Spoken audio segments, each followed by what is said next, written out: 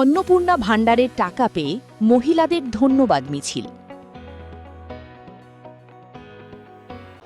একদিকে যখন অন্নপূর্ণা ভাণ্ডার না পাওয়ার অভিযোগে ক্ষোভ, অন্যদিকে এই প্রকল্পের টাকা পেয়ে উৎসবে মাতলেন মহিলারা। জলপাইগুড়ির ডুয়ার্সে দেখা গেল এমনই ছবি।